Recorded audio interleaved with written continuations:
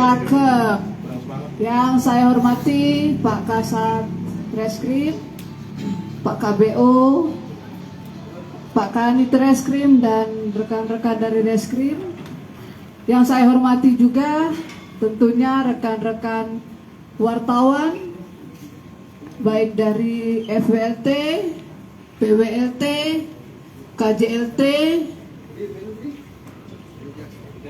rekan-rekan yang dari media elektronik, media cetak, dan media online.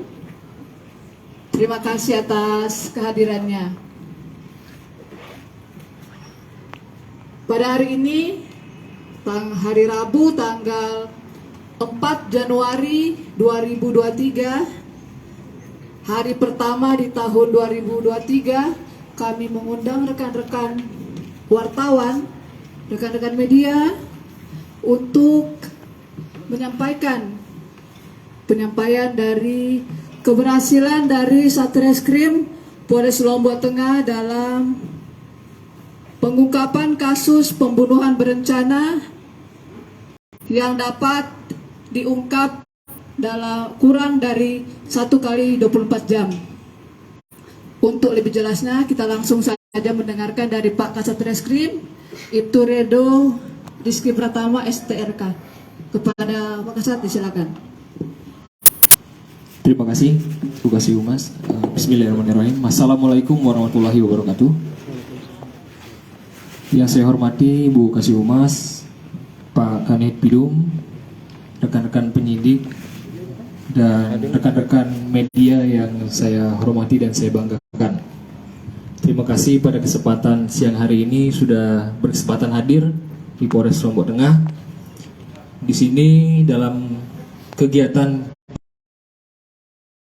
2023 garing NTB garing Resoloteng tanggal 3 Januari 2023 dengan korban yaitu Pita Suliati, umur 19 tahun, Islam, pekerjaan tani, alamat di Dusun Pondok Koma, Desa Lantan, Kecamatan Batu Keliang Utara, Kabupaten Lombok Tengah. Untuk TKP di Dusun Pondok Koma, Desa Lantan, Kecamatan Batu Keliang Utara, Kabupaten Lombok Tengah. Waktu kejadian pada hari Selasa, tanggal 3 Januari 2023 pada pukul 7.45 WITA. Di sini dari pihak Satreskrim Polres Lombok Tengah sudah menetapkan tersangka 3 orang, yaitu yang pertama adalah MR, 20 tahun, pekerjaan petani, alamat di Dusun Pondok Koma, Desa Lantan, Kecamatan Batu Keliang Utara, Kabupaten Lombok Tengah. Yang kedua yaitu Saudara S, 28 tahun, Islam, petani, alamat Dusun Pondok Koma, Desa Lantan, Kecamatan Batu Keliang Utara, Kabupaten Lombok Tengah. Dan tersangka yang ketiga, inisial S, berusia 46 tahun, Islam, perempuan, petani, alamat Dusun Pondok Koma, Desa Lantan, Kecamatan Batu Keliang Utara, Kabupaten Lombok Tengah.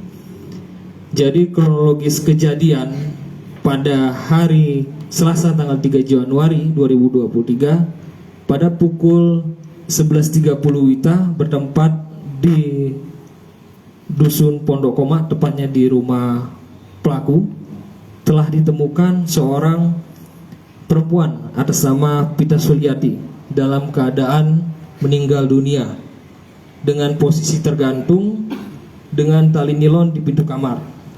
Setelah dilakukan olah TKP oleh pihak dari kita Satreskrim Polres Lombok Tengah, dari penyidik dan pihak identifikasi, didampingi dari pihak puskesmas, pada saat dilakukan olah TKP dan identifikasi bahwa korban pada saat itu kita menemukan kejanggalan, yaitu pada saat korban pada posisi tergantung, kakinya menyentuh lantai dan posisi lehernya yang digantung sangat rendah.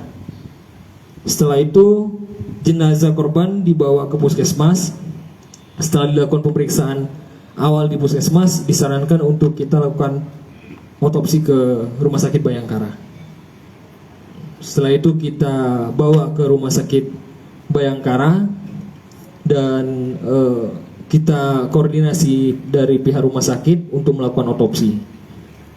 Dengan kejanggalan yang kita temukan, setelah itu kita menyelidiki bahwa yang berinteraksi terakhir dengan korban adalah suami korban yang berinisial MR. Setelah kita lakukan pendalaman terhadap suami korban mengaku bahwa suami korban telah melakukan pembunuhan terhadap istrinya dengan cara dibunuh baru digantung menggunakan tali nilon dan diikat di paku yang ditancapkan di pintu kamar. Dari pengakuan MR, penyidik mendapatkan keterangan bahwa MR dibantu oleh kakak kandungnya yang berinisial S dan ibu kandungnya yang berinisial S. Latar belakang dari pembunuhan tersebut bermula dari sikap istri pelaku yang tidak pernah mempedulikan suaminya. Jadi dari keterangan dari pelaku maupun kakak dan ibunya, korban ini suka melawan dan tidak menuruti kemauan dari suaminya atau orang tuanya. Itu yang mendasarkan mereka kesal dan merencanakan di hari Minggu untuk merencanakan pembunuhan ini. Dan pada saat hari Selasa pagi harinya, korban mengantarkan orang tuanya ataupun ayahnya ke kebun. Setelah mengantarkan ayahnya ke kebun yang merupakan ayahnya, keterangan yang kita dapatkan bahwa ayahnya ini sayang dengan menantunya. Jadi untuk memuluskan perbuatan mereka mengantarkan ayahnya terlebih dahulu ke kebun. Setelah itu kembali ke rumah dan dari suaminya ataupun yang berinisial MR ini sengaja mencari keributan di rumah dengan meminta istrinya untuk membuatkan kopi, dan dia tahu bahwa istrinya akan menolak. Dan di situ terjadi keributan. Pada saat terjadi keributan itu MR melakukan pemukulan terlebih dahulu kepada korban. Setelah korban terjatuh dan MR mulai mencekik dan melakukan penganiayaan terhadap korban, MR berteriak untuk meminta bantuan kepada saudara S, yaitu kakak kandungnya. Dan setelah itu kakak kandungnya masuk membantu untuk menahan kaki korban. Setelah itu melihat ada tali nilon warna putih.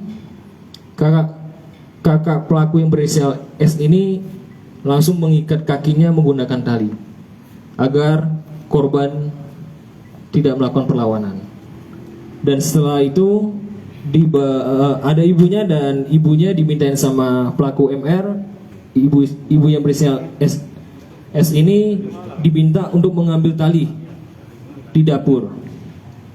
Setelah mengambil tali nilon berwarna biru, setelah mengambil tali nilon berwarna biru dan diberikan kepada pelaku MR melakukan jeratan ke leher korban sehingga korban kehilangan nyawanya.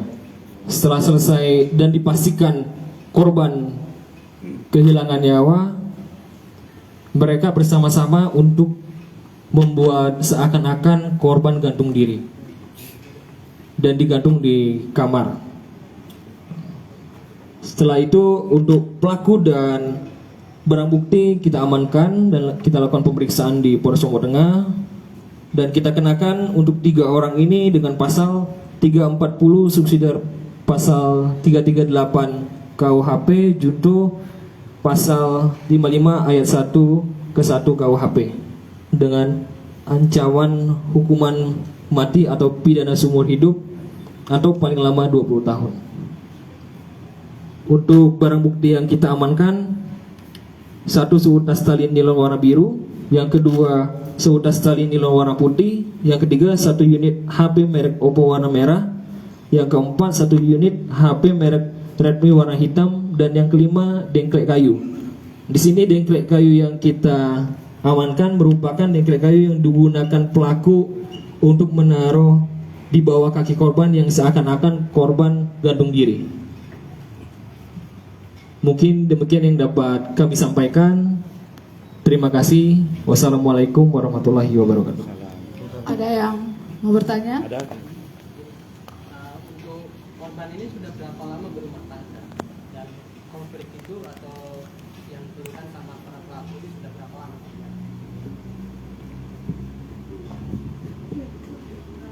Untuk korban dan pelaku ini baru 1 tahun berumah tangga, dan di sini untuk pertengkaran yang terjadi ini yang memuncaknya sekitar 2 bulan terakhir.